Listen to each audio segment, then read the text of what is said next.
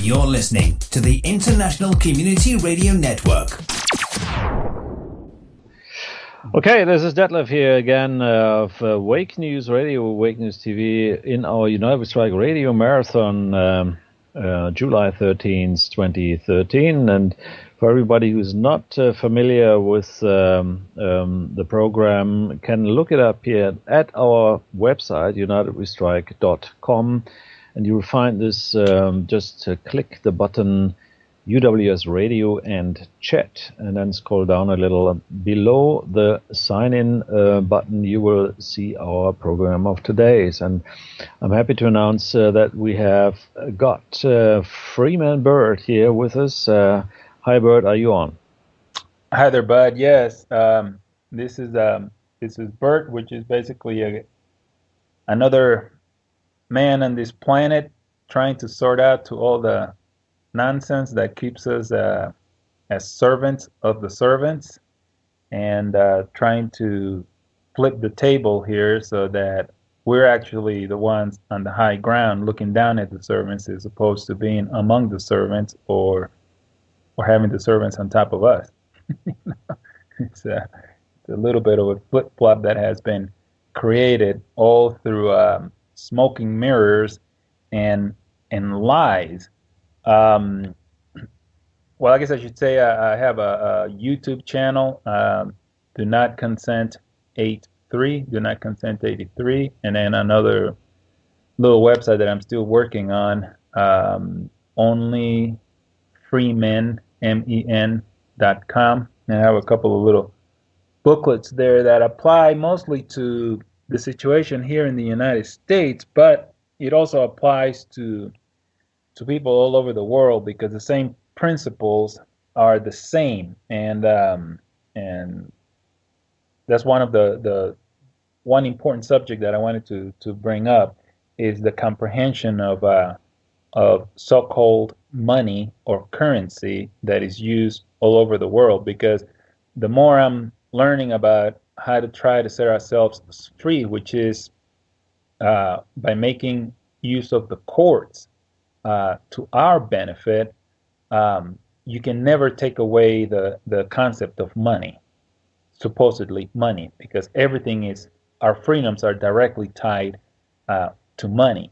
And I'm just going to touch on this thing briefly, and that is that, for example, people that are going out there and, playing the pretend game of owning property, right? They think that they own their homes, so they get a loan on it, and the principle of entering into loans is growing across the world. Places where they normally did everything cash, now they're getting into giving people loans, which is just creating debt.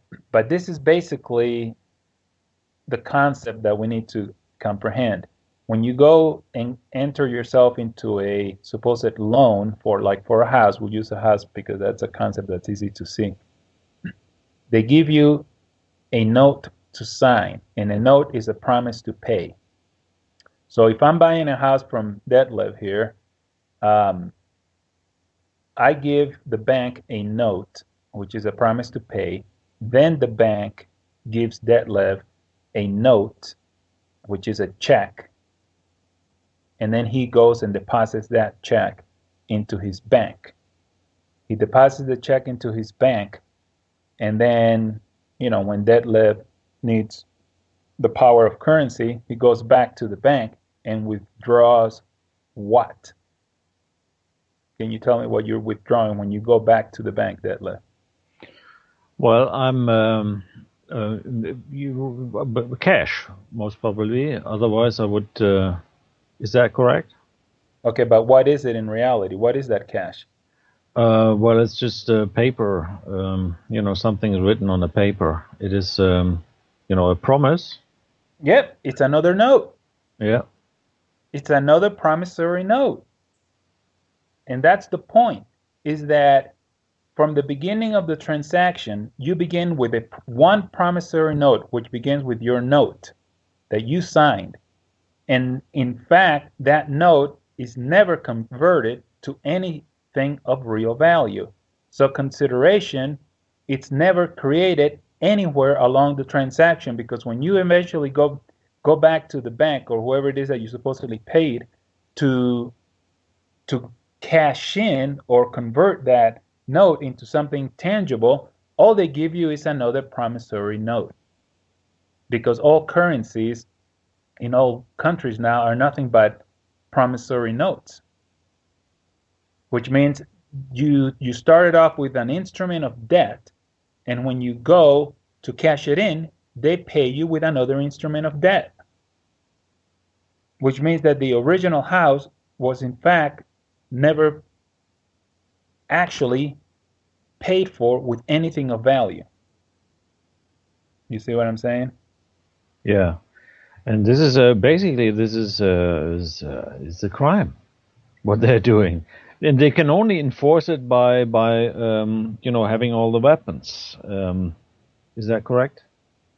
Yeah, they force you into basically giving up the home. And right now I'm in the process of making the last connection, which is the connection between the house itself and the promissory note, because the whole transaction is pretended to revolve around your house being some kind of a collateral, right, for the loan.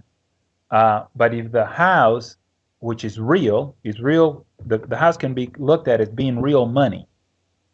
If the house is never exchanged for something of real money, then a real transaction never took place. That's the point. And that's what happens with all these supposed commercial transactions. They are designed that way to allow the theft of your freedom, because if your purchase power is reduced every time you engage into a transaction, then you're giving up freedom, because you're exchanging your labor for less and less each time you get into a transaction. And that's the problem with the way the commerce system is designed in the world, is that as you engage in commerce using their currency, you are giving away your labor, because each time that an instrument of commerce is thrown into the pool of currency, that additional currency is created, thereby lowering the value of all the currency that's out there, thereby increasing the amount of labor that you have to give up in order to obtain the same item. And these are basically this is also violating human rights. Mm-hmm. Correct? Yeah, and it's legal theft is what it is. So any transaction that involves these paper notes, which are promises to pay, can never be fully enforced without your consent. That's why a foreclosure, when they're foreclosing on you, remember on your deed and all this kind of stuff, you're considered to be a tenant. Okay, so you're a tenant based on this note that you entered into. So if your tenancy depends on something that is not tangible, something that was not in fact consummated, right, just like a marriage, then it's invalid. So then they need your consent to agree that the original transaction was legitimate. And it's all a pretend game, is what I'm saying. Does that make sense? Yeah, understood. And it's also, I mean, the withdrawn money, I mean, the paper money, the bills, right?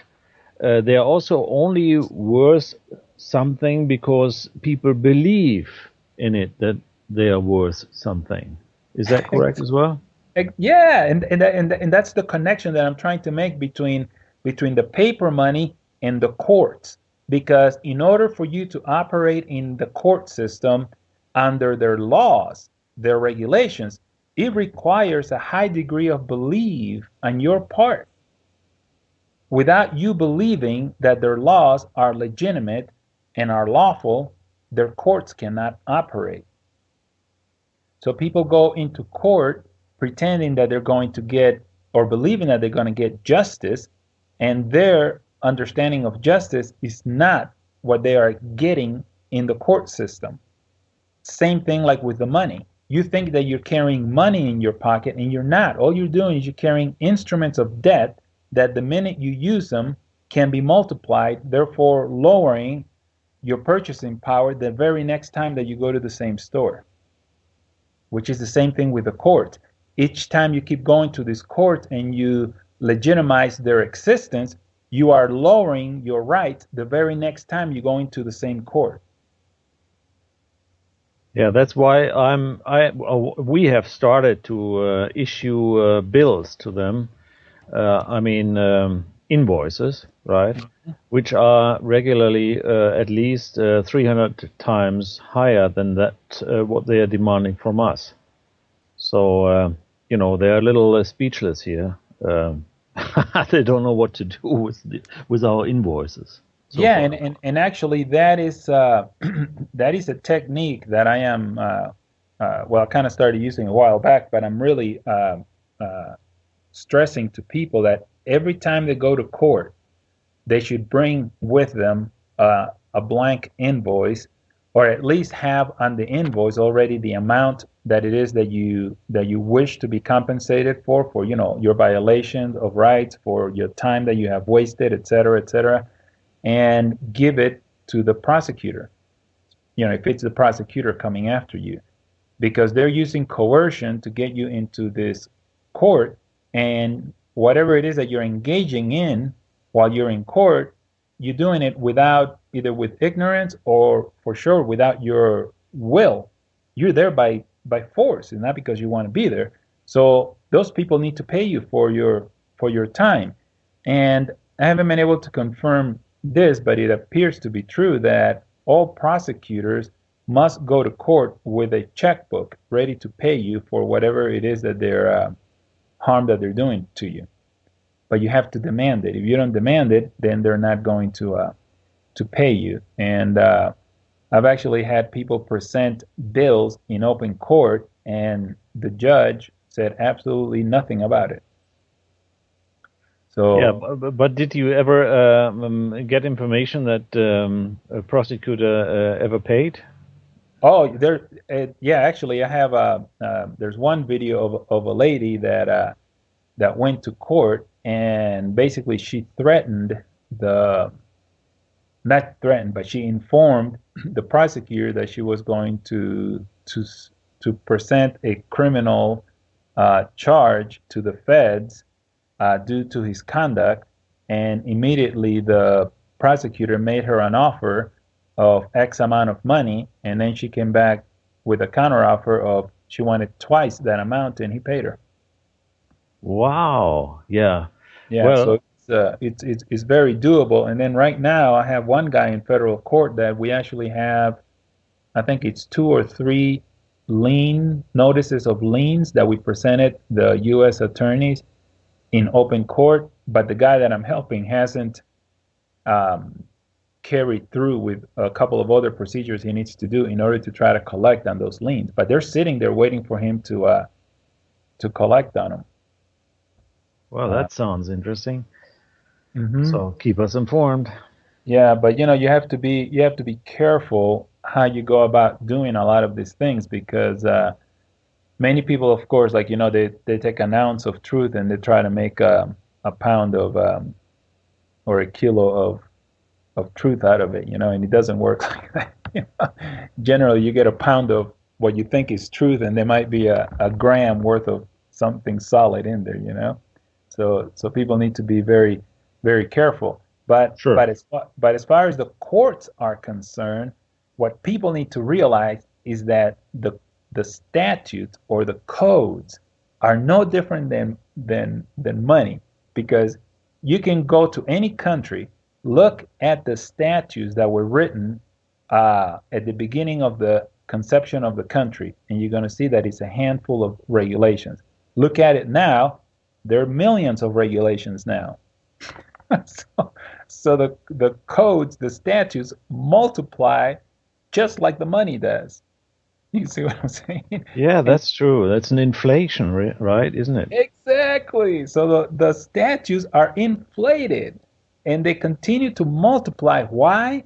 Because people are legitimizing their use, just like the currency. People legitimize the currency, therefore it grows. The and it takes away your rights because the more currency that is out there, it reduces your purchasing power. Same thing with the statues. The statutes multiply, thereby reducing your freedom because every time a new statute is created, it's supposedly to restrict you. But the truth is that not one single statute, not one single so-called law in any of these countries apply to the free people. It only applies to the members of that specific body politic. And that is such a huge concept for people to accept. But they cannot move forward into freedom until they accept those basic points of reality.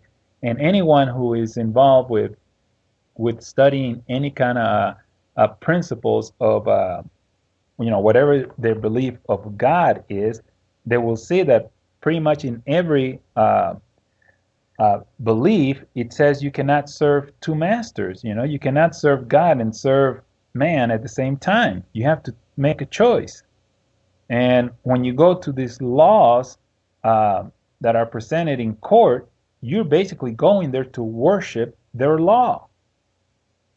And in fact, if you look at the way the courts operate, like you pointed out earlier, it requires you to believe in their law, which believing is one of the most important elements in any religion, right? If you don't believe, then why are you in church? So, Yeah, absolutely. I mean, you're absolutely right. I mean, we are worshiping money or fiat money and the law and the system and what have you, but we are not really concentrating on what is important, right? exactly, and what is important is the principles of law and our dedication to each other from one man to the other man.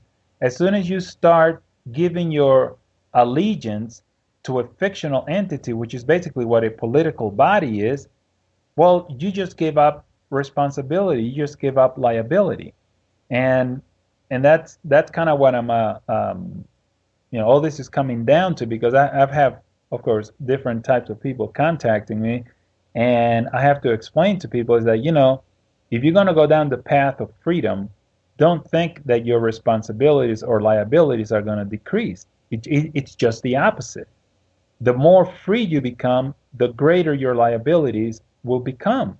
Because you not only become liable for yourself, you begin to become liable for other people, even the very people that are beating down on you. Because But we have then the liability of educating them, right? yeah, absolutely. I mean, they are fellow humans, mostly, I guess. So we have to help them as well.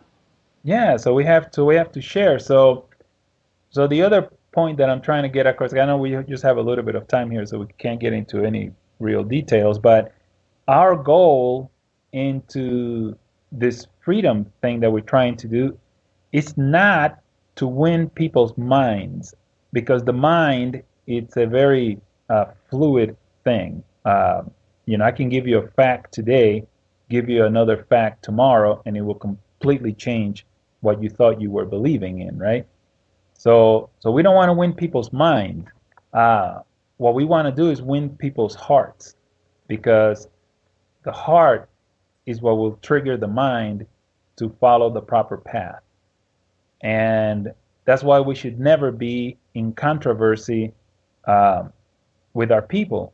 And once you start seeing how courts operate in nothing but controversy. Especially when the state is coming after you, they're not interested in remedy. I mean, if you run a stop sign, I don't care where in the world, there was no injury, there was no harm, but if you offer remedy for it, well, first of all, you can't because there's no one that was injured. But if you were, in fact, in a situation where you did injure someone, or injure a piece of property, and you offer remedy to fix what it is that was done, the state is not interested in that. They don't want your remedy. They want to punish you. The punishment is greater than the remedy. And that is such an obvious point that I've presented this to people, and they can't really fathom it, but it's the truth, right?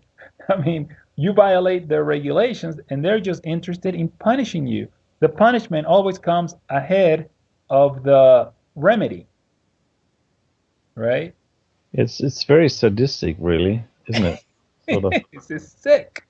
It's sick because it doesn't operate within the realms of people. It operates in a different world. It's like you said, it's a satanic world where punishment is the goal. To see you in pain is the goal. You being happy is not the goal. I mean, people don't realize, like, the more you look at how states operate, they're not interested in your happiness. I mean, all that is propaganda. They're interested in your control. And when you are controlled and they're telling you what being happy is, are you really happy? No, you're just behaving according to what they're telling you. They stick you on your left and you move to your right. They stick you on your right and you move to the left. They stick you from the back and you move forward. So they're just guiding you through coercion. That's not happiness. That's not freedom. Even parents don't treat their children with that degree of restriction. But yet we move through our lives looking up at these political entities, which all they are is just like a club. And we have all been part of some kind of a club, but would we allow the club to club us to death? No, we would not. Oh dear, it's disastrous, really. I mean, we have to get out of that. Yeah, as quickly as we can. Yeah, but it has to begin with each of us. People always are looking somewhere else for the solution or the remedy to come, and the remedy is us. We are the remedy, and the less we engage in currency commerce, the less we engage their courts, from the point of view that they want you to participate in, the more freedom we will get back, because our interaction with their system is what keeps the system alive and is what gives it strength. So we really need to begin to withdraw. But people are so addicted to the system, and it's designed that way. I mean, if you go to any neighborhood, any town, what is the most popular type of store that you will usually find? I don't know about Germany, but here in the U.S., the most common store that you will find anywhere are liquor stores. So they talk about people being, drunk driving, people this and the other, but yet that's one of the most popular type of stores that you will find. So they're more willing to feed you that which makes you an addict than anything else. Yeah, and also the drugs and so forth. I mean, they are trafficking the drugs. We all know that. Although they punish you for possessing. Yeah, and I mean, drugstores, legal drugstores are everywhere you go, right? Absolutely, yeah. And in every grocery store, there are drugs that you can buy right over the counter without a prescription or whatever. So the idea to make you dependent, to make you an addict on the system, it's all there. And I mean, some people say, oh, the internet is great because it's making commerce simpler and easier. Well, that might be true, but it's also feeding your addictive desire to have whatever it is that you gotta have now. Because people will not wait for something that they want like they used to do, like when your grandparents were around. They wanted a car, they wanted something, they would save for it, and then they would go and buy it. They wanted a new kitchen sink, they would save up the money, and they would go and buy it. But now people want everything yesterday, and that is a learned behavior. And the more we are engaged with TV, movies, all the nonsense that come out of those industries, the more we are allowing them to teach us how we're supposed to behave. Very true. And that's why I love speaking to people that are really up there in age, like great grandparents, and ask them how things were when they were young. And man, it's just it's like a whole different planet compared to today. It's like, really, you people did that back then, You go to the grocery stores, and the grocery stores back then didn't have all this bunch of sugar junk like they have now. People would go to the stores to get the basics, the bare necessities that you had to have. Absolutely. And then people bartered a lot more back then, right? Sure. Yeah, so we need to get back into that, which is basically what I'm trying to do now. Is to embrace the concept of bartering so that we don't have to rely on their currency. And of course we can't do this overnight, but we have to try and do it at some point. We have to start. Yeah. People just are afraid to withdraw from that government breast, Then the last thing I wanted to say is what I try to say every time. People out there, if you're expecting a baby, if you're expecting a child, please do not give your child a government ID number, Social Security number, and do not then go and get a birth certificate for your child, because you don't need that. The easiest way to prevent the government ID number is to not give the name of your child at the hospital or to the midwife, and then they cannot complete their forms unless they have the name of the child. And no one's going to force you to give the name of your child to anybody. It's none of their business. And thereby you will prevent another little slave being created for the state. Yeah, so we have to really be re-educated and back to the roots. Well, this is quite a task, right? Yeah, it's a task, but they say a trip of 1,000 miles begins with a single step. So until we take that first step, we'll never get there. Now, Burt, unfortunately, as time goes on, we are nearing the end of this part of the United We Strike Radio Marathon, and we could continue this discussion for hours and days and weeks and months and so forth, and we will, because we are here every second Saturday in the month, and Burt is regularly there. So please stay tuned, and please give us your YouTube channel again. Yeah, it's Do Not Consent 83, and then my little website is onlyfreemen.com. Yeah, because I think you've uploaded quite some YouTubes or videos where people can really learn what you have experienced so far. Is that correct? Yes. So that is also very important to educate yourself, and I think this is splendid. I mean, it's a great work. I've learned a lot of you, Burt, and we're trying to to do some of this learning experience and to try to put it into action here in Europe as well. Well, same here. I've learned a lot from you too, Bud. Thanks a lot.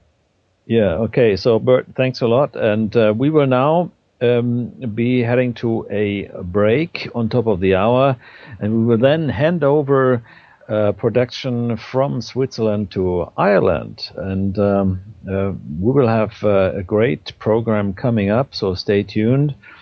And I'm Detlev of Wake News Radio, Wake News TV, and hope to see you soon. And if you're interested in my German-speaking shows, I'm always on Tuesdays and Thursdays from 4 to 6 p.m. Central European Time. And you can visit me on my website, wakenews.net, and hope to see you soon. Okay, I'm ready. We'll go into break and see you soon. All right. This is Wake News Radio with Detlev on UWS Community Radio and the International Community Radio Network.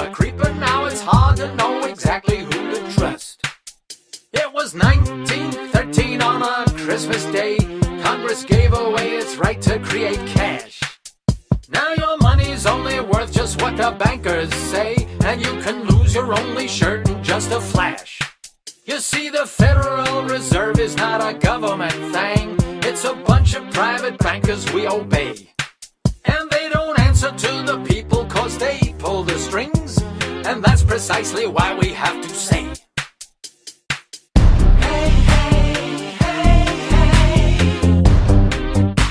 the Fed. Now, not too long ago, there was a president who tried. He was about to stick it to the lousy Fed. He made some legal tender, silver-backed in all its splendor. It's unfortunate he ended up dead. Clinton, Bush, Barack Obama, Carter, Reagan, and McCain. We argue who's the best until we drop. But whoever is elected, it all comes out the same till we see that it's the Fed we need to stop. Hey, hey, hey, hey. The Fed. Hey, hey, hey, hey. The Fed. We need a president with balls, no matter white or black or female. Someone more than just another talking head. They have to stand up for our rights. They better read the Constitution when they hear the people cry, the Fed. So tell your children's children, if we're still around, to tell how depressions were created by a few. How the people lived and suffered while the candidates debated till the people knew exactly